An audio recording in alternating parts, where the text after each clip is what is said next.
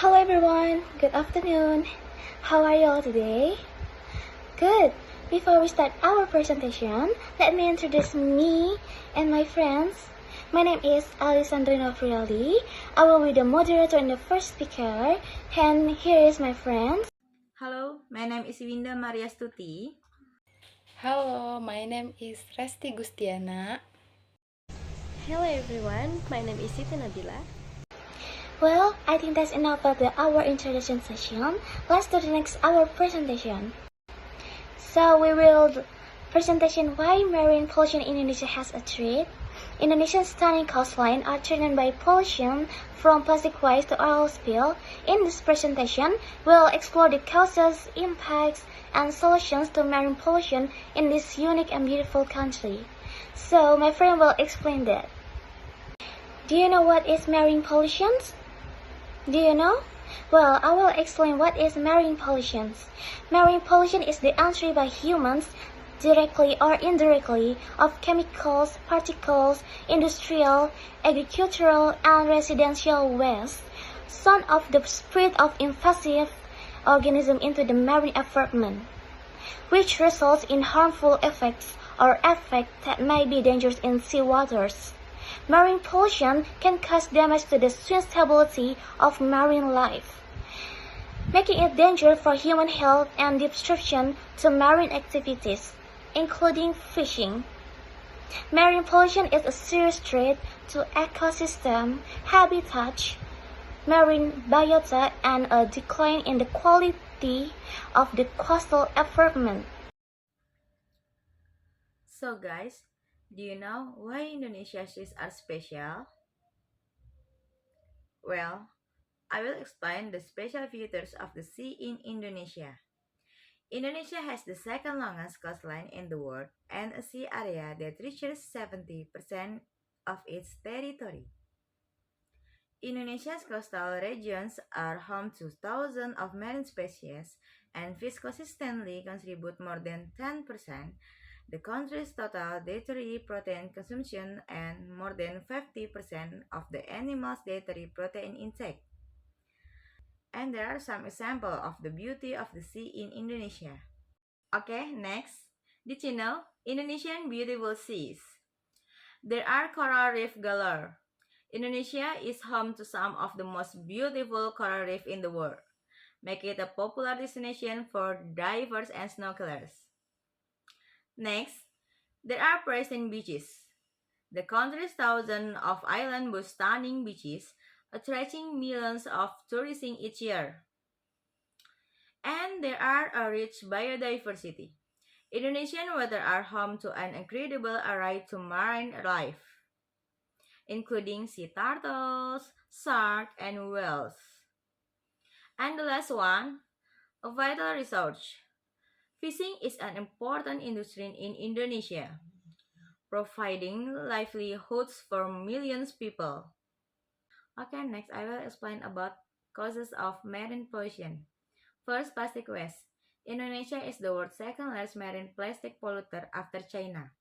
Poor waste management, lack of recycling infrastructure, and unsustainable consumption pattern all contribute to this problem. Second, oil spills. Indonesian bustling ports and shipping lanes pose a risk of oil spills, which can devastate marine ecosystem and harm local economies that rely on fishing and tourism. Third, agricultural runoff.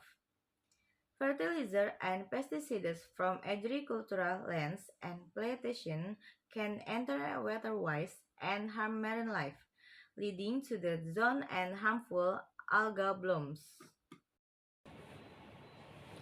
I'm gonna explain about impact of marine pollution. There's a lot of impact of marine pollution, and for the first one is threats to human health.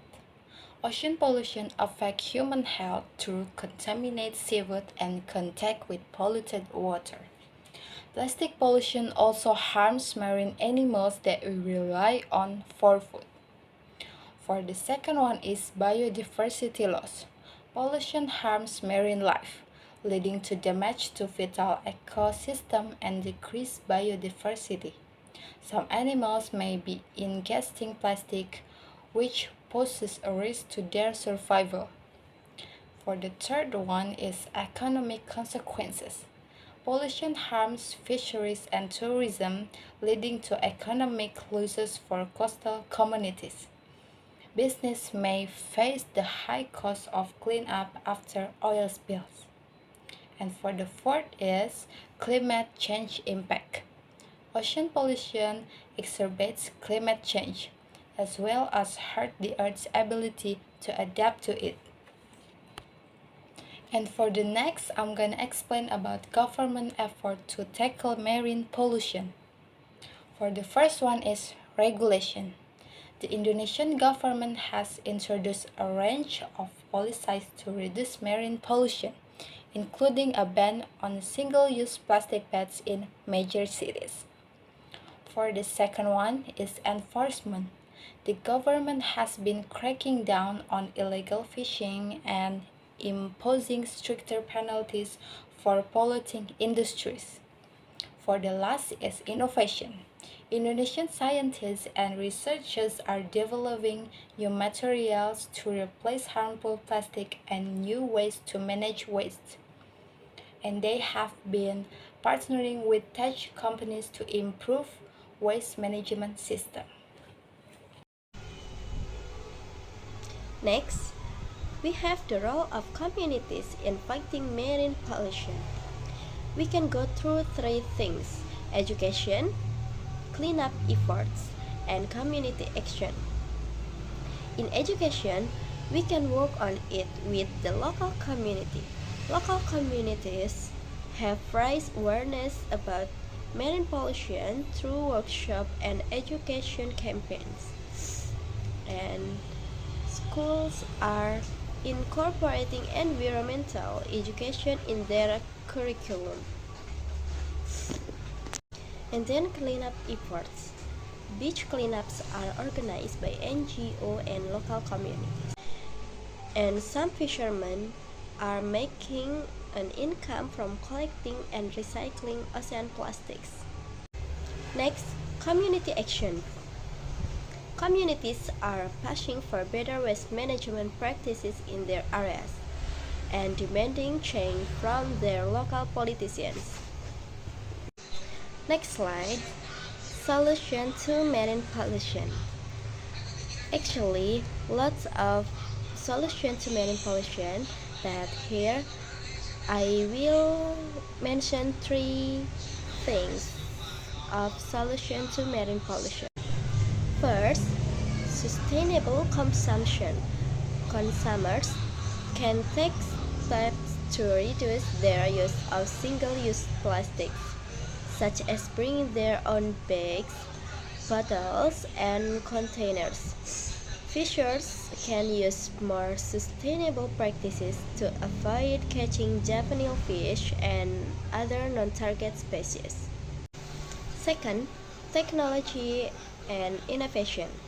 Sharing economy companies are forming collaborative efforts to reduce waste in their respective industries. Scientists are working on developing new materials to replace harmful plastics, and businesses are developing technologies to aid in the detection, cleanup, and remediation of oil spills. And the third, cross-sector collaboration. Governments, civil society, and the private sector need to work together to reduce marine pollution. Better waste management and widespread adoption of the circular economy would go a long way toward mitigating the problem. And here is example video for marine population.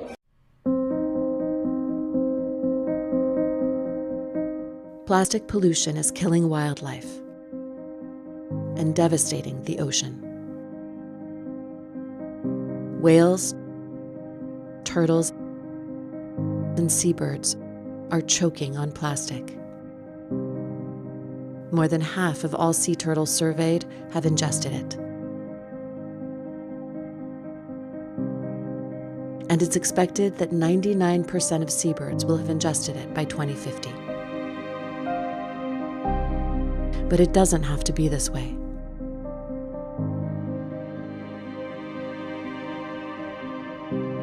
Canada has started taking action against plastic pollution. But right now, the plastic industry is suing the government over it. If these companies win this case, it could undo Canada's progress, and plastics will continue to flood into the oceans. We can't let this happen.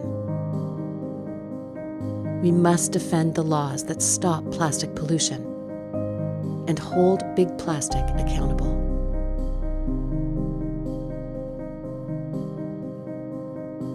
The plastic industry produces more than 4 million tons of plastic waste in Canada every year. Over 90% ends up in the environment. Plastic pollution is deadly to wildlife, to the ocean, and to the planet. Over 90% of Canadians support action to reduce plastic pollution. The oceans and wildlife need our help right now to protect them from the dangers of plastic.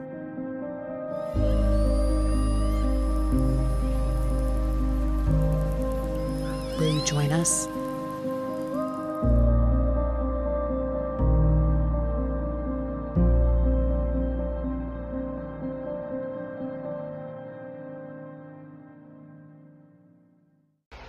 Conclusion.